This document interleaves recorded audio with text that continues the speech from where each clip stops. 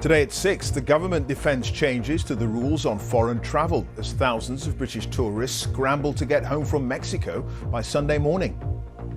Holiday dreams are now holiday nightmares as the country is placed on the travel red list. We can't afford another £3,000, and also with my work I can't afford to take any extra time off, and I can't work in the quarantine hotel, so we had to get back before Sunday. But there's some good news from Sunday. Those double-jabbed arriving from France won't have to self-isolate. Also on the programme. The new head of the NHS in England tells the BBC she's cautiously optimistic about the outlook for hospitals as more people get jabbed. The mother of a British serviceman killed in Afghanistan says foreign troops shouldn't return, despite the Taliban now threatening to take control. I don't think we should go back or have any involvement whatsoever. Just leave them. Just leave them to it.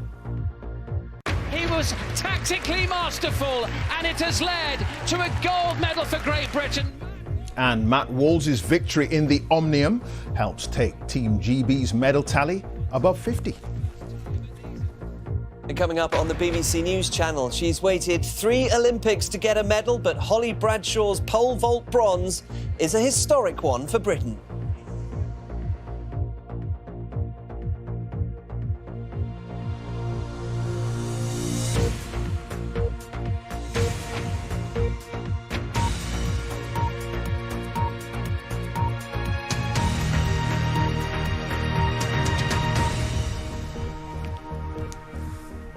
Good evening and welcome to the BBC News at 6. Ministers have defended changes to the rules governing foreign travel, with thousands of British tourists now scrambling to get home from Mexico by Sunday morning. The country has just been placed on the travel red list and means those returning to the UK will have to quarantine in a designated hotel at their own expense. Spain remains on the amber list, but the government is now urging travellers to take a PCR test rather than the quicker lateral flow test before flying home. From 4 a.m. on Sunday, those arriving from France won't have to self-isolate if they've been fully vaccinated. And India moves from the red list to amber, but people will still have to test for coronavirus. All the changes affect international travellers across the UK. With more details, here's our transport correspondent, Caroline Davies. The only Cancun sunrise Robin and his wife Viv will see this trip. Their pre-holiday excitement soured quickly when they landed in Mexico last night and heard that it joins the red list on Sunday morning.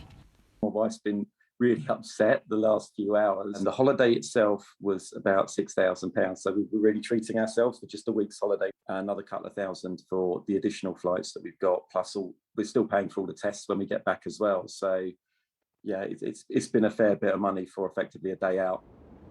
He's among 5,000 to 6,000 British tourists currently in Mexico. More flights have been added to get them home. So there's 11 of us. It's a family holiday. Our parents have taken us away. We have had a quite bad year, and we just wanted to spend some quality family time together, which has now been destroyed in one fell swoop by a government that's nothing less than shambolic. The Prime Minister has asked people to be patient as travel changes. The plans have also been criticised for new rules for Spain, now advising but not requiring travellers to have PCR tests rather than the cheaper lateral flow test. Now, we set a very high specification, so-called the sensitivity and specificity for that test, which in the case of Spain means that virtually everyone is already taking a PCR test. That's helpful.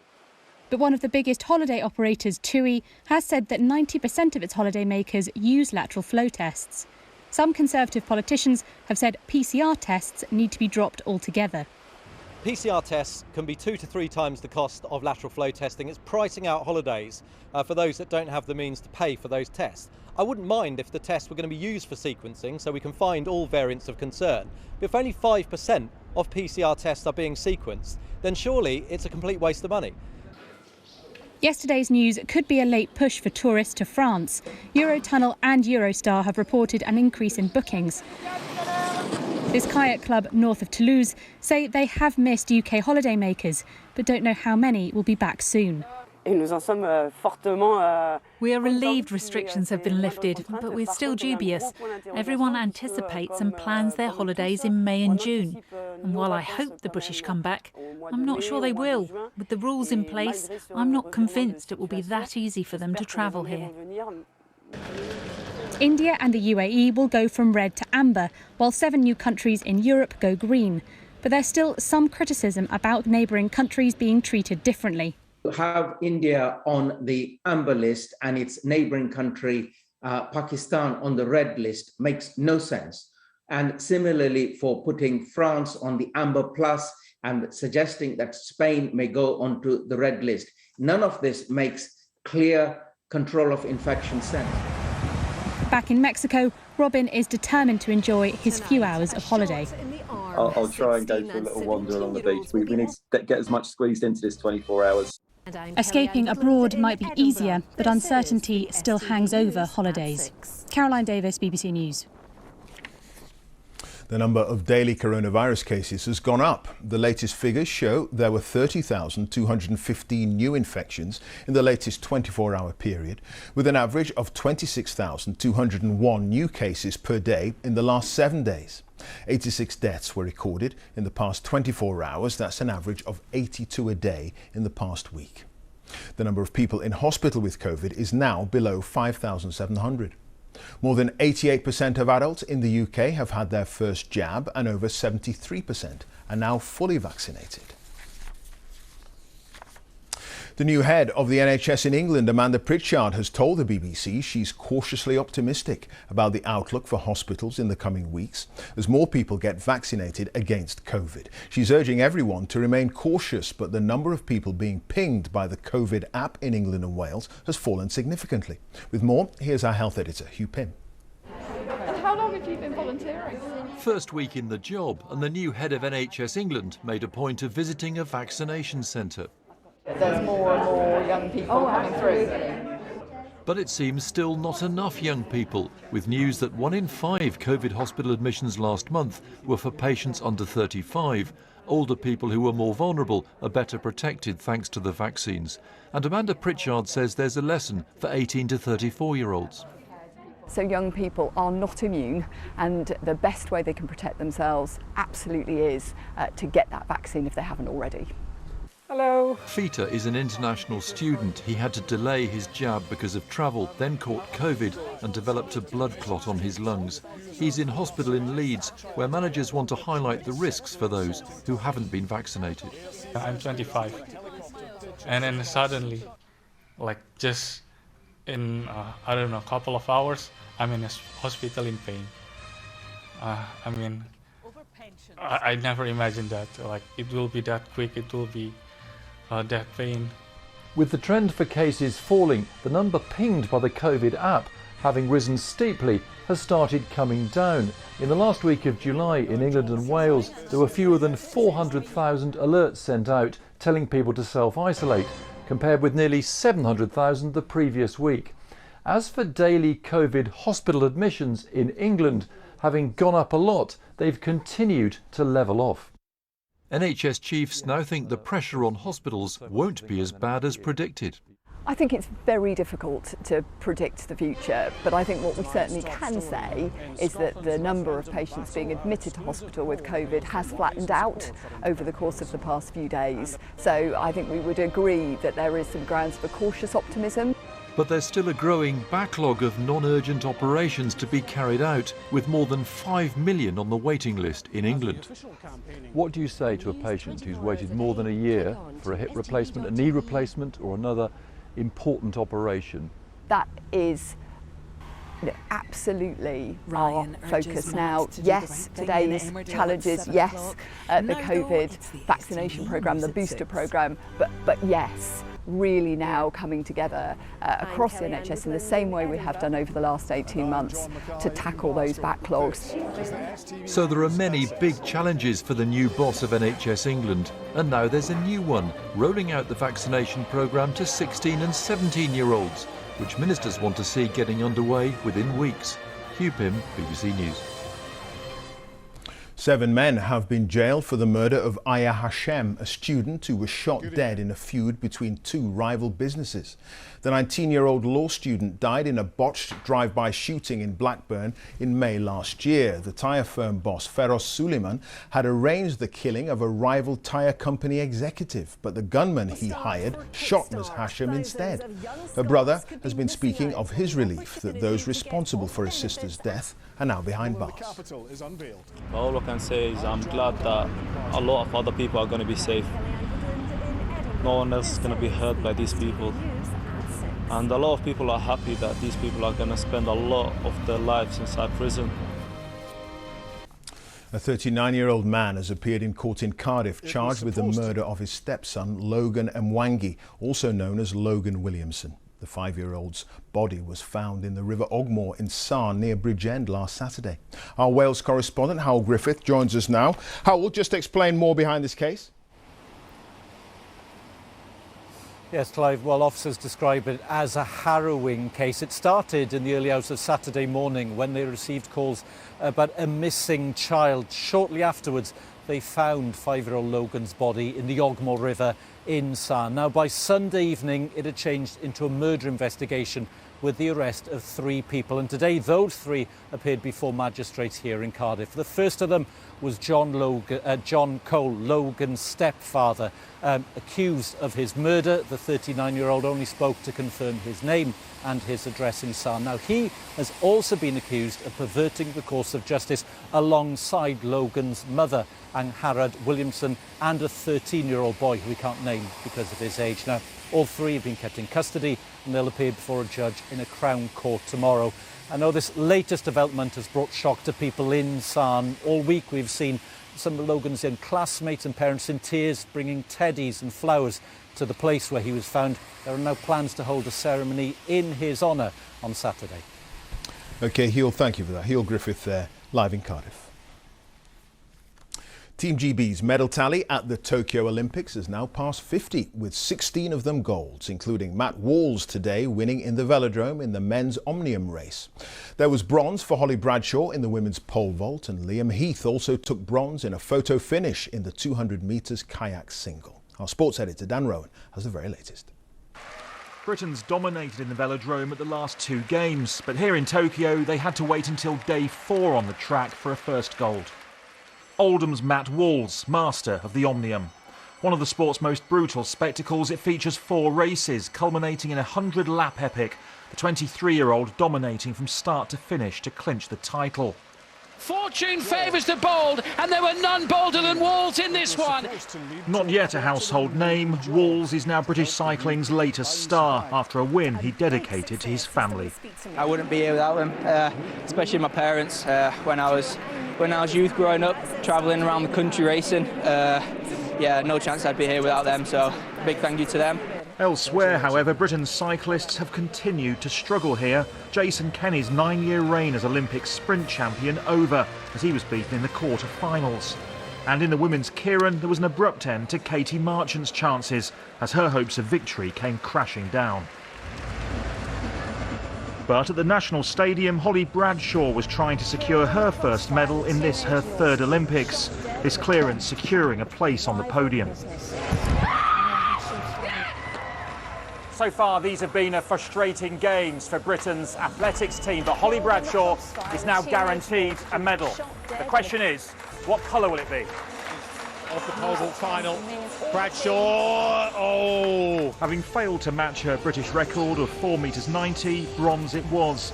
But the 29-year-old still able to celebrate Britain's first ever Olympic pole vault medal. I don't know what emotion this is that I'm feeling. It's relief, pure enjoyment, and just excited and just proud of myself for sticking with it. On the track, someone else sticking with it was Dina Asher-Smith. After pulling out of the 200 metres due to injury, she returned for the relay heats and helped the British team into the final with a new national record. After Asher-Smith's tears at the weekend, it was all smiles. In the boxing, Britain's Galal Yafai now has gold within his reach after a stunning victory in his flyweight semi-final. Delight for the 28-year-old, whose 2 elder brothers are also boxers. You talk about it at home, me and my brothers. and now I'm fighting in front of everyone, in front of them, my mum, my family, my friends, the whole team, the whole world watching me now in the Olympic final, and I just got to deliver the goods and take that gold medal back home. Meanwhile, in the kayak final, Britain's Liam Heath was paddling to preserve his Olympic title. After a sluggish start, he came roaring back, and third from the top, it was agonisingly close. It's Totka who takes the gold for Hungary. But behind him, Heath had taken bronze in the tightest of photo finishes. Great Britain! This his fourth Olympic medal, confirming his status as Britain's most successful canoeist. Dan Rowan, BBC News, Tokyo.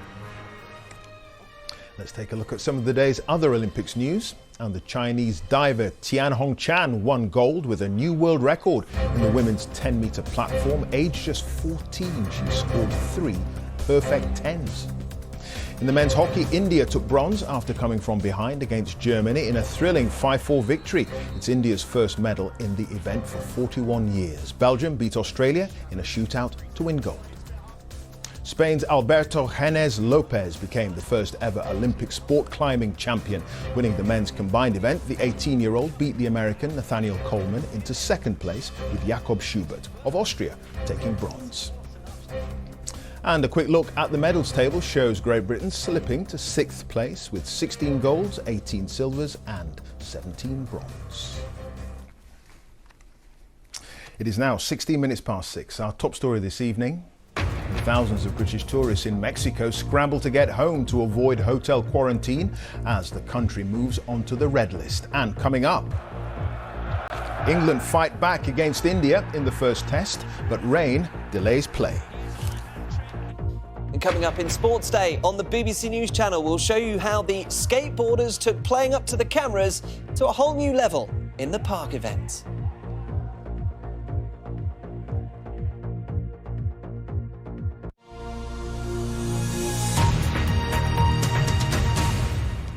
Taliban militants are continuing their rapid advance in Afghanistan, with all US-led foreign troops due to leave by next month.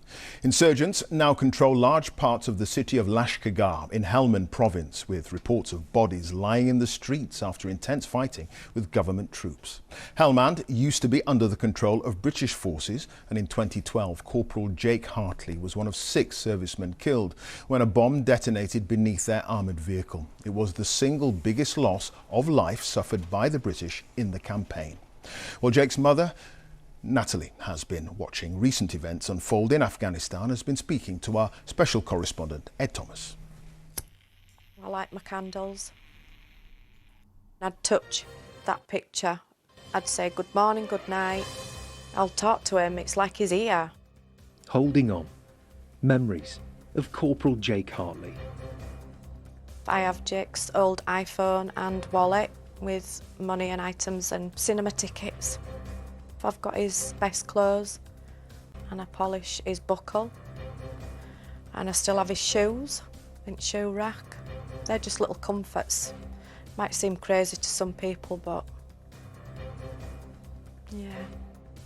It's nearly 10 years since Jake was killed in Afghanistan. Losing Jake has caused so much pain. So much pain. He was 20 years old. I've not wanted to be here. I have attempted, I have. It's like I've just wanted to go to him.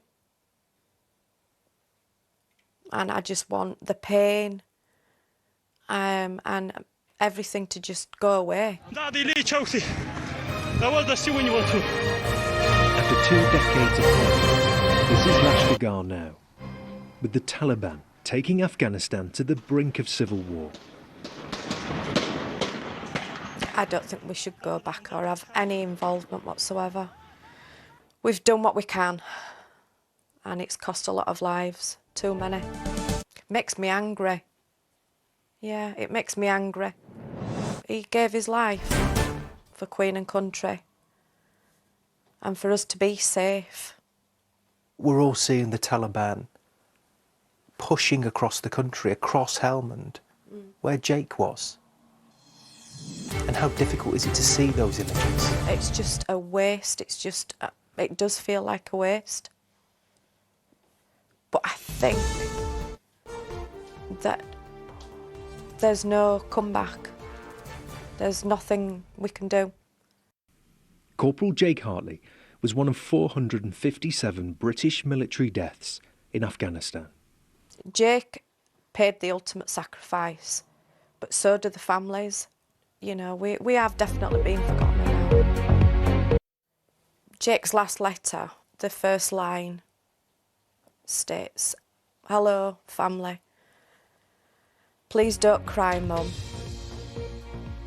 I'm not here now. I'm in a better place." If you could say one more thing to him. I love you so much. And I'd have to finish with my little nut brown hair. Natalie Bouzique there speaking to Ed Thomas. UK interest rates are to stay at a record low of 0.1% amid fears over rising prices. Inflation jumped to its highest level for almost 3 years in June, running at 2.5% and is forecast to go higher. Well, our business correspondent Andy Verity is at the Bank of England for us now. Andy, is the bank confident we can all survive and ride out this rise in inflation? Well, yeah, it's very convinced that it's temporary, Clive. And this is the interesting thing. When you look at that figure, 4%, that would be the highest rise, the fastest rise in the cost of living that we've seen in a decade, since 2011. It's twice what the Bank of England's official target for the inflation rate is. Now, in the past, when central banks saw prices taking off like that, they'd want to raise interest rates to try to head that off, to try to slow the economy down so it doesn't overheat and generate more inflation with prices getting out of control. But the Bank of England's made it very clear that it has no intention of raising interest rates anytime soon. I interviewed the governor of the Bank of England earlier and asked him why they were taking no action. Because we've also projected that we think the increase in inflation is going to be temporary and it will unwind. And that the reasons that are causing it, which are really quite specific to the situation we find ourselves in this, obviously big, necessary and somewhat bumpy recovery from the COVID-induced economic impacts, is going to be temporary. And that prediction that it's temporary, though some economists aren't quite so confident as Andrew Bailey is. So if you look at some of the factors, the price of petrol, for example, that went down very sharply, got down to about £1.06 a litre last year, shot up to £1.30. You can see why that maybe wouldn't be repeated, but there are also signs of upward pressure on wages. And if that beds down, then this inflation might not prove as temporary as the Bank of England hopes. They're saying interest rates won't get above 0.5%, nevertheless, in the next 3 years. OK, Andy Verity at the Bank of England. Thanks, Andy. The Belarusian athlete Krystyna Tymanovskaya says she's happy to be in safety in Poland after arriving in the country from Tokyo. She'd been competing in the Olympics when coaches forced her to pack her bags and tried to put her on a flight back to Belarus. She's now been granted a humanitarian visa by the Polish government and has been speaking to the BBC's Bethany Bell about her experiences of the last few days. Tired, but happy to be safe in Poland. Krystyna Tymanovskaya arrived in Warsaw from Japan via Vienna last night. The Belarusian athlete has been given a Polish humanitarian visa after fears for her safety. While she was at the Olympic Games in Tokyo, the sprinter criticised her coaches on Instagram when they entered her into a race without her knowledge. Her coaches threatened her with problems at home unless she left Japan immediately. They also come to my room and they say that I have no chance to run 200 meters and I should to come back to home, and it's not their decision, it's they just should to do it. And when I pick up my clothes and go to the car, my grandmother, she called me and she say, you can't come back to home because on the TV they say a lot of bad words about you. Today, the IOC says it's still waiting to speak to Belarusian team officials. Speaking to the BBC, Krystyna says she now regrets her emotional tone, but not her action. Now it's so dangerous for me. I don't know when I can come back to home, but I love my country, so I wanted to come back to home. Belarus is ruled by President Alexander Lukashenko, the man often described as Europe's last dictator. The opposition politician Paweł Latuszko says Krystyna is one of many Belarusians to suffer repression. It's only one example of this level of repressions in Belarus. More than 40,000 Belarusian people during last year were arrested on political reasons. Christina says she's not political and hasn't taken part in anti-government protests. It's been a tumultuous few days for Christina. Her life has been turned upside down and she can't go home. She says she wants to continue her sporting career here in Poland, but most of all, right now, she says, she wants to run. Christina's husband fled to Ukraine and is now on his way to join her in Poland. Her parents are still back at home in Belarus. No one knows when they'll be able to meet again. Bethany Bell, BBC News, Warsaw. The long months of lockdown were tough, but watching the telly and online videos helped many of us cope. In fact, new research shows we spent about a third of our waking hours last year glued to screens. The media regulator Ofcom says take-up of subscription services skyrocketed with millions stuck at home. Here's our technology correspondent, Rory Ketland-Jones. Like many of us, the Oakley family spent much of 2020 glued to screens, though not necessarily all together. Mum and Dad were in front of the main telly. Son Arun spent lots of time gaming, chatting to friends and watching YouTube videos. But it's streaming services, not broadcast TV, which were big for all of them. Increasingly, it's just news and current affairs, really, is what we're watching broadcast. Otherwise, it's streaming. Almost everything else is streamed via one service or another. Arun, do you watch any television? Almost none. I'm usually watching YouTube or Netflix.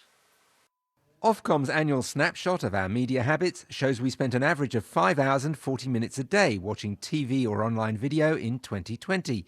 That's up 47 minutes on the year before.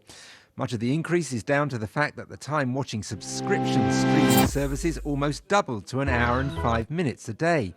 The biggest player, Netflix, is now in more than half of all UK homes. With hit series like Bridgerton, Netflix now has more subscribers than Sky, Virgin and the other UK pay TV providers put together. So what we're seeing is that younger people are migrating from traditional TV to really engaging in these streaming services where they can watch what they want, when they want on their own device, whether that's Netflix or YouTube. But we're now seeing older audiences also catching up and turning to these streaming services.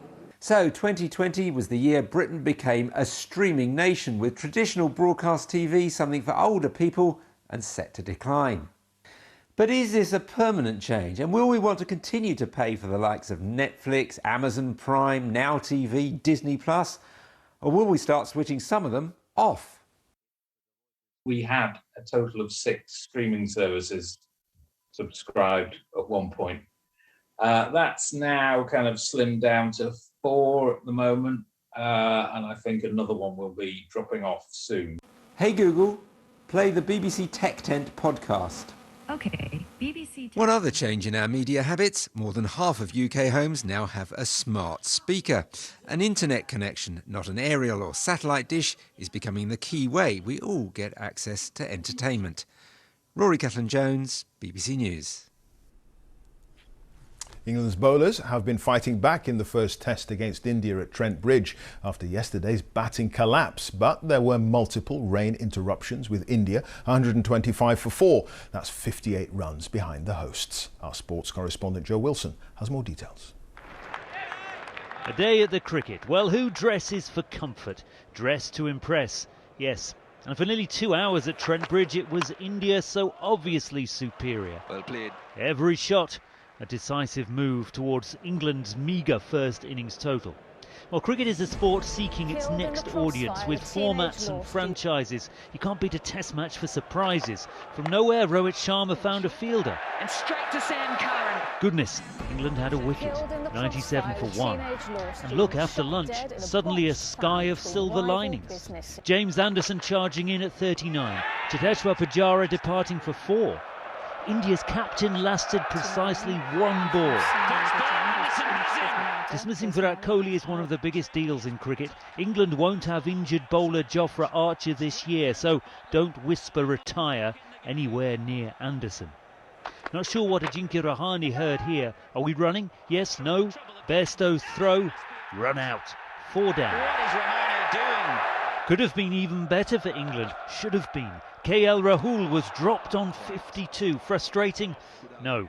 This was frustrating. The weather then tormented It's 5 days Bridge. since the Players body off and of on Logan like Mwangi covers, was recovered mood by... up and down like umbrellas. That's England's coach. Any tactics against this? And Well, sensitive wear a investigation jumper, keep tomorrow smiling. in Newport. At least you're not in the stands. Joe Wilson, BBC ITV News. News at Cardiff Magistrates Rain Court. at Trent Bridge. So what's the forecast looking like? Stav Dines has all the details. Hi there, Stav.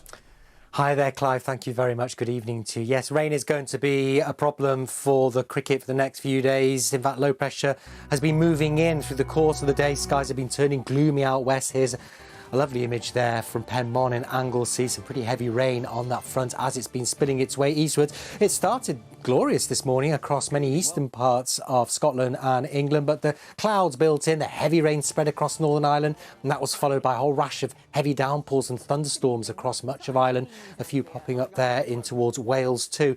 And this band of rain, some of it heavy and fragmented, will continue to journey its way northwards and eastwards through this evening and overnight. In between there will be some drier spells, but further heavy thundery downpours are likely. These are the mean wind speeds. It's going to be quite a breezy night, gusts higher than that, certainly around coasts and over hills. But what you will notice, it's going to be quite a mild night. Temperatures no lower than 14, 15 degrees for many areas. So our area of low pressure is parked right on top of us for Friday. So it's going to be another one of sunshine and showers, longer spells of rain, particularly for the east and northeast of Scotland. Risk of some localised flooding here. And thundery downpours lightly across Northern Ireland, Northern England, into the North Midlands and North Wales. Fewer showers, I think, for Southern England, South Wales. So a better chance of seeing some prolonged spells of sunshine where we could see 22 degrees, otherwise for most 17 to 20 Celsius, and it continues to remain breezy. This little feature runs across the south of the country into Saturday. That'll enhance shower activity here, but elsewhere, as you can see, low pressure dominates through Saturday and Sunday, so it's more of the same, rather breezy. Sunshine and showers. Some of the showers will be heavy and prolonged in places, and these sorts of temperatures are below par for the time of year. It's all from me. Back to you, Clive. Oh dear. All right, Stav, thank you for that. Stav the nails there. And that's it. So goodbye from me. Now on BBC One, let's join our news teams where you are. Have a very good evening.